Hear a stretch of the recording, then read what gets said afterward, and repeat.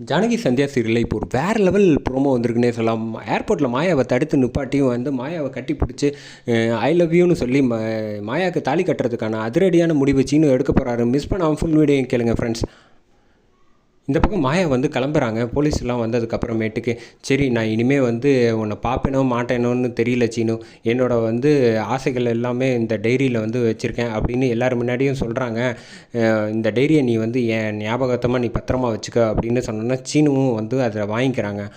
ரகுராமும் சரி ஜானகியும் சரி யாரும் வந்து பெருசாக எடுத்துக்கலாம். ஆனால் இந்த விஷயத்தை சாரு மட்டும் வந்து எதுக்காக இவ வந்து கிளம்பி போகிறா, இப்போ வந்து அந்த டைரியெலாம் கொடுக்குறான், முதல்ல நான் தடுத்து நிப்பாட்டுறேன் அப்படின்னு சொன்னப்போ வந்து பார்வதி வந்து சொல்கிறாங்க, இப்போதைக்கு எதுவும் செய்யாத, அவளே கிளம்பி போகிறேங்கிறா, இப்போ இந்த டைரியா முக்கியமாக இல்லை அவள் கிளம்பி போகிறது முக்கியமாக, இல்லை அவள் கிளம்பி போகிறது தான் முக்கியம் அப்படின்னோன்னு, இப்போ இதை பற்றி பெருசாக எடுத்துக்காத, ஃப்ரீயாக விடு அப்படின்னு சொன்னோன்னே இந்த பக்கம் வந்து மாயா வந்து கிளம்பி ஜீப்பில் வந்து போயிடுறாங்க ஏர்போர்ட்டுக்கு.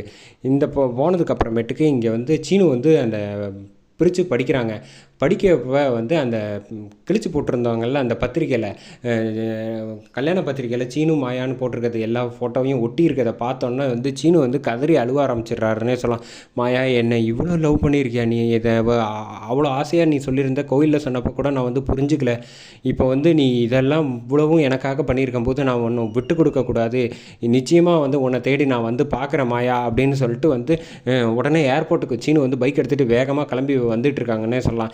இந்த பக்கம் மாயா வந்து என்னென்னா உள்ளே வந்து ஒவ்வொருத்தரையாக செக் பண்ணி அனுப்புகிறப்போ வந்து செக் பண்ணி எல்லா டீட்டெயில்ஸையும் கொடுத்துட்றாங்க. கொடுத்ததுக்கப்புறமேட்டுக்கு ஃபஸ்ட்டு ஸ்டேஜ்லேருந்து செகண்ட் ஸ்டேஜுக்கு போய் நவுந்து போய் உள்ளே வந்து போயிட்டுருக்காங்க. இந்த பக்கம் வந்து கரெக்டாக வந்து சீனு வந்து பைக்கை வந்து வேகமாக ஓட்டிகிட்டு வந்து பைக்கை வந்து ஸ்டாண்டு கூட போடாமல் பைக்கை வந்து கீழே தள்ளி விட்டுட்டு உள்ளே ஓடி வராங்க. உள்ளே ஓடி வர்றப்போ கரெக்டாக வந்து எல்லோரும் வந்து தடுத்து நிப்பாட்டுறாங்க. எதுக்கு சார் நீங்கள் இவ்வளோ அவசரமாக உள்ளே வரீங்க அப்படின்னா, இல்லை சார் அவங்க என் ஃப்ரெண்டு வந்து போயிட போகிறாங்க, நான் பார்த்து பேசணும் அப்படின்னு சொன்னோன்னே, அதெல்லாம் பார்த்து பேச முடியாது அப்படின்னு, சார் என் வாழ்க்கை சார், அதனால் என் லவ்வர் அங்கே போகிறாங்க அப்படின்னு சொன்னதுக்கப்புறம் அப்பையும் விட மாட்டாங்க, எதுவாக இருந்தாலும் நீ அப்புறமேட்டு தான் பேசிக்கணும்னு மாயா என்னை விட்டு போயிடாத அப்படின்னு வந்து கத்துறாப்புல சீனு. ஆனால் சீனு வந்து பிடிச்சி சட்டையை பிடிச்சி இங்கே நிப்பாட்டி வச்சிடுறாங்க. நிப்பாட்டி வச்சதை பார்த்தோன்னா மாயா வந்து அங்கேருந்து செம எமோஷன் ஆகிடுறாங்க. அங்கேருந்து ஓடி வராங்க. ஓடி வந்தப்போ இந்த பக்கம் இவங்களும் வந்து தள்ளி விட்டுட்டு மாயா வந்து இந்த பக்கம் வந்துடுறாங்க. வந்தோடனே வந்து சரி விடியா, ஏதோ லவ் பண்ணுறாங்க சேரட்டும் அப்படின்னு ஒருத்தர் சொன்னோன்னா சரின்னு விட்டுடுறாங்க.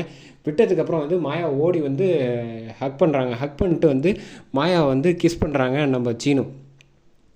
மாயா நீ வந்து என்னை இவ்வளோ லவ் பண்ணியிருக்க, இப்போ என்னை விட்டுட்டு நீ எப்படி போக மனசு வந்துச்சுன்னு சொல்லல, நான் வந்து சரியாக புரிஞ்சுக்கல தான், நீ மேற்கொண்டு நம்ம 2 பேரும் வந்து சேரணுங்கிறது விதி இருந்தால் அது நிச்சயமாக சேருவோம் மாயா, விடு எதுவாக இருந்தாலும் பார்த்துக்கலாம் அப்படின்னு வந்து சீனு வந்து அதிரடியாக சொல்கிறாங்க. என்ன சீனு சொல்கிற, நம்ம 2 பேரும் சேர முடியுமா, உன் கல்யாணத்துக்கு பத்திரிக்கை வரைக்கும் எல்லாம் கொடுத்தாச்சு, இங்கே பாரு மாயா, என்ன மேலே வந்து நீ விருப்பம் இல்லைங்கிறனால தான் நான் இந்த கல்யாணத்துக்கு வந்து ஒத்துக்கிட்டேன்னு தவிர மற்றபடி மாமா சொன்னாங்கன்னு இருந்தாலுமே என் மனசுன்னு ஒன்று இருக்குல்ல, அது எப்போவுமே ஒன்றை நினச்சி தான் இருக்கும். நீ என்னை வந்து பிடிக்கலன்னு சொன்னப்பே நான் அவ்வளோ விரும்பினேன், இப்போ என்னை பிடிச்சிருக்கு, என்னை வந்து இவ்வளோ விரும்புகிறேன்னு தெரிஞ்சதுக்கப்புறம் வந்து நான் உன்னை வந்து விட்டு கொடுத்தேன்னு ஏன் அது வந்து ரொம்ப தப்பாகிடும், விடு எதுவாக இருந்தாலும் பார்த்துக்கலான்னு அதிரடியாக சீனு வந்து முடிவு பண்ணுறாங்க. அதோட முடிக்கிறாங்க.